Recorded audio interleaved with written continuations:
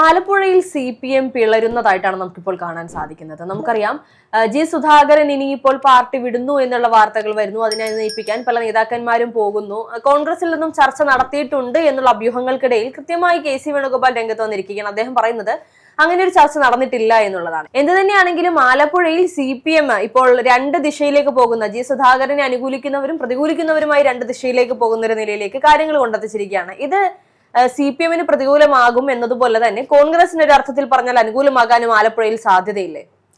തീർച്ചയായും CPM ആലപ്പുഴയുടെ അവസ്ഥ എന്ന് പറയുന്നത് വളരെ ദയനീയം തന്നെയാണ്. ഇനി എത്ര സഖാക്കൾ നിങ്ങൾ പറയുന്നത് ശരിയല്ല എന്ന് പറഞ്ഞു കഴിഞ്ഞാൽ നമുക്കറിയാം കൃത്യമായിട്ടുള്ള അസരസ്യം പ്രവർത്തകർക്കിടയിലുണ്ട്.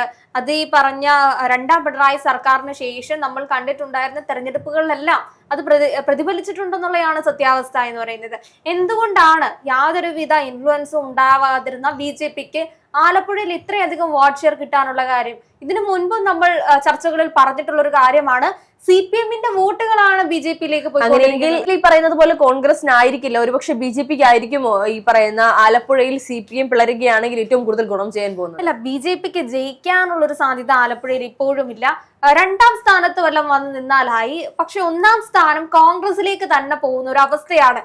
കാരണം ആലപ്പുഴയുടെ ജനങ്ങളുടെ ഒരു പ്രത്യേകത എന്ന് പറഞ്ഞു കഴിഞ്ഞാൽ വളരെയധികം കാർഷിക പാരമ്പര്യമുള്ള സ്ഥലമാണ്. അതേപോലെ പ്രകൃതി മനോഹാരിതയും ടൂറിസവുമായി ബന്ധപ്പെട്ട് നമ്മുടെ ഭരണപക്ഷത്തിന് ടൂറിസത്തിലെ പ്രധാന മേഖലകളിൽ ഒന്നാണ് ആലപ്പുഴ എന്ന് പറയുന്നത്.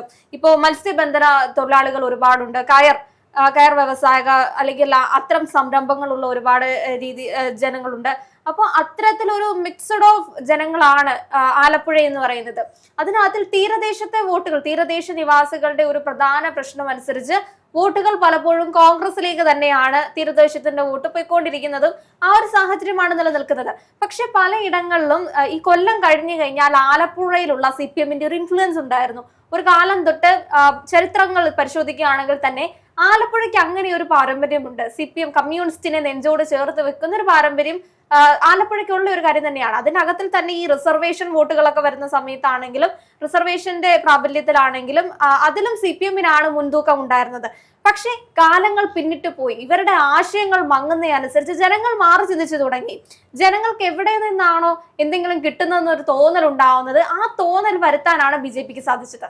ഇപ്പൊ ആലപ്പുഴയിലെ പല മണ്ഡലങ്ങളിലേക്ക് നോക്കുകയാണെങ്കിലും ചെറിയ ഈ വാർഡുകളിലും എല്ലാം BJP സ്ഥാനത്തുള്ളവർ ജയിക്കുന്ന ഒരു അവസ്ഥയിലേക്ക് പോകുന്നുണ്ട്.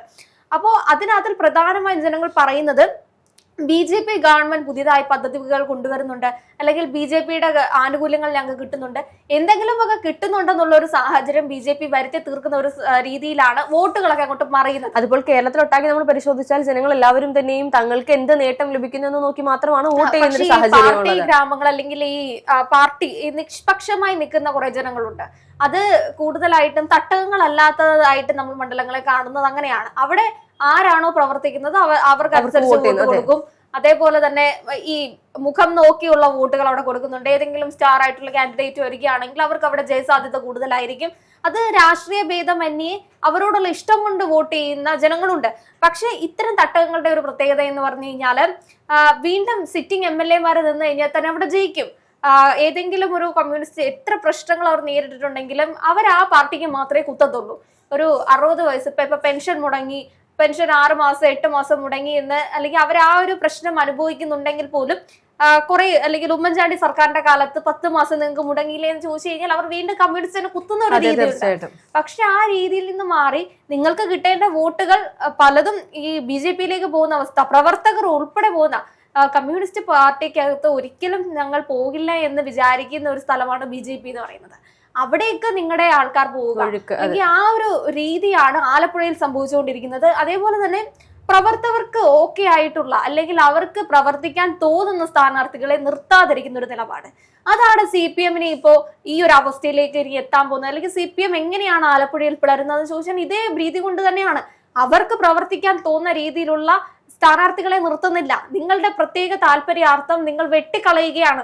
അവർ നിൽക്കണ്ട, ഇവർ നിൽക്കണ്ട എന്ന രീതിയിൽ അവരെ കൃത്യമായി നിങ്ങൾ മാറ്റി നിർത്തുമ്പോൾ ഏതൊരു CPM നേതാവ്, അല്ലെങ്കിൽ 30 വർഷം 40 വർഷം CPM വേണ്ടി പ്രവർത്തിച്ചിട്ടുള്ള ഒരു നേതാവ് പറയുകയാണ്, ഞാൻ ഇനി CPM അംഗത്വം വീണ്ടും പുതുക്കുന്നില്ല, എന്ന് പറയുമ്പോൾ അദ്ദേഹം മുന്നോട്ട് വെക്കുന്നത് ഞാൻ മടുത്തു കഴിഞ്ഞു എന്നുള്ള ഒരു നിലപാടാണ്. തീർച്ചയായിട്ടും. അപ്പോൾ അദ്ദേഹത്തെ അനുകൂലിക്കുന്ന ഒരു കൂട്ടം ആളുകളും ഇതേ നിലപാടിൽ മുന്നോട്ട് പോകും. പക്ഷെ പാർട്ടിയോടുള്ള ഭയം കൊണ്ട് പലരും തുറന്നു പറയില്ല എന്നുള്ളതാണ്. അങ്ങനെയുള്ള ആളുകൾ പിന്നീട് ഈ ഇലക്ഷൻ സമയത്തൊക്കെ തന്നെ നമുക്കിപ്പോൾ നമ്മൾ ജി സുധാകരന്റെ കാര്യം പറഞ്ഞതുപോലെ ഒരുപക്ഷെ അദ്ദേഹം സ്വതന്ത്രനായി മത്സരിക്കുകയാണെങ്കിൽ ഇന്നും പാർട്ടി പ്രവർത്തകരായി തുടരുന്നവർ പോലും സ്വതന്ത്രനായി നിൽക്കുന്ന ജി സുധാകരന് വോട്ട് ചെയ്യാൻ സാധ്യത കൂടുതലാണ്. കാരണം അദ്ദേഹം എന്ന CPM പ്രവർത്തകനോട് CPM കാരനോടുള്ള ഇഷ്ടം, അദ്ദേഹം ഈ പറഞ്ഞ ജി സുധാകരൻ എന്ന സഖാവിനോടുള്ള പ്രവർത്തകരുടെ ഇഷ്ടം കൃത്യമായി വോട്ടിൽ അത് പ്രതിഫലിക്കും. അങ്ങനെയെങ്കിൽ CPM-ന്റെ കൈവിട്ട് പൂർണ്ണമായും ആലപ്പുഴ നഷ്ടപ്പെടുന്ന ഒരു നിലയിലേക്ക് ആലപ്പുഴയിൽ CPM പിളരുന്നു എന്ന് പറയുമ്പോൾ പിളരുന്ന പാർട്ടിക്ക് ക്ഷയം കൂടുതലായിരിക്കും എന്നുള്ളതാണ് യാഥാർത്ഥ്യം. അങ്ങനെയാണെങ്കിൽ ഈ പറയുന്ന ആലപ്പുഴയിൽ CPM-ന്റെ ബലം നഷ്ടപ്പെടുന്ന ഒരു നിലയിലേക്ക് കാര്യങ്ങൾ പോകാൻ സാധ്യത. തീർച്ചയായും നമ്മൾ ഇതിന് മുൻപ് ഒരു ചർച്ചയിൽ പറഞ്ഞിട്ടുള്ള ഒരു കാര്യമാണ്. രാജീവ് ചന്ദ്രശേഖറിന്റെ ഒരു ഇന്റർവ്യൂ ഉണ്ടായിരുന്നു, ഒരു അഭിമുഖം ഉണ്ടായിരുന്നു. അതിനകത്തിൽ അവർ ജയസാധ്യത ഉറപ്പിക്കുന്ന ഒരു സ്ഥലം എന്ന് പറയുന്നത് ആലപ്പുഴ ഉൾപ്പെടുന്നുണ്ട്. എവിടെ നിന്നാണ് രാജീവ് ചന്ദ്രശേഖരൻ അങ്ങനെ ഒരു ധൈര്യം കിട്ടുന്നത്? ആലപ്പുഴ നിങ്ങൾക്ക് ഒരുപാട് സീറ്റുകൾ നൽകും എന്നുള്ള ആ കോൺഫിഡൻസ് എവിടെ നിന്നാണ്? ഈ ആലപ്പുഴയിൽ ഈ പറയുന്ന അല്ലെങ്കിൽ രണ്ടാം പിണറായി സർക്കാർ വന്നതിന് ശേഷവും ഏറ്റവും കൂടുതൽ ഭൂരിപക്ഷത്തിൽ പലരും ജയിച്ചിട്ടുള്ള മണ്ഡലം ആലപ്പുഴയാണ്. ഒരുപാട് സീറ്റുകൾ CPM-ന് പിടിക്കാൻ പറ്റിയിട്ടുണ്ട്. നിങ്ങളുടെ ആ പിടിച്ച സീറ്റുകളാണ് BJP രാജീവ് ചന്ദ്രശേഖർ ജയിക്കുമെന്ന് പറയുന്നത്.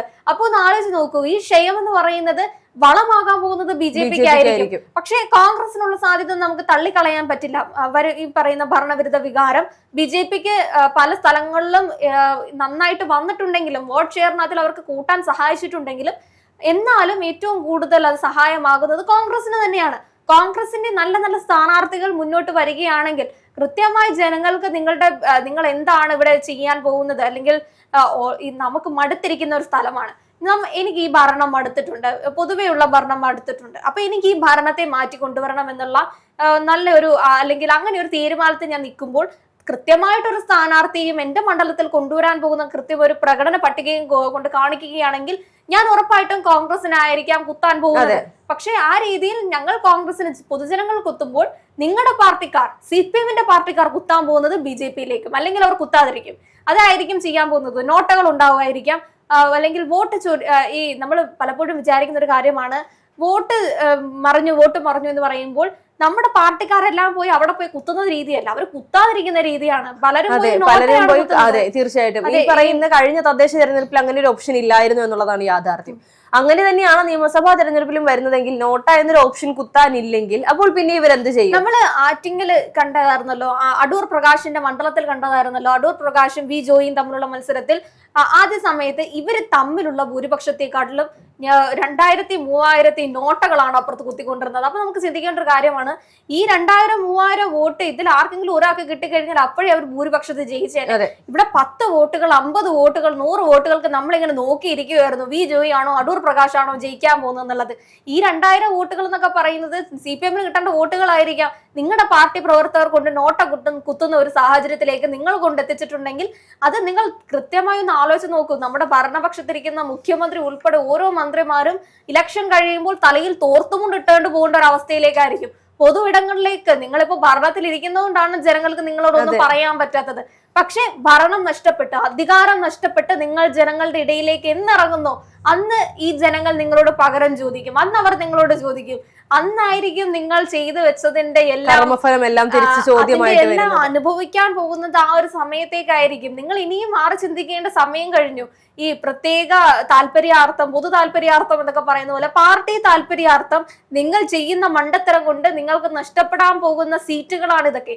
ഈ സീറ്റുകൾ നിങ്ങളുടെ കഴിവുകേട് കൊണ്ട് BJP-യിലേക്ക് പോകുന്നെങ്കിൽ നിങ്ങളത് ഈ സീറ്റുകൾ മറച്ചു വെക്കുകയാണെന്ന് തന്നെ നമുക്ക് പറയേണ്ടി. തീർച്ചയായിട്ടും.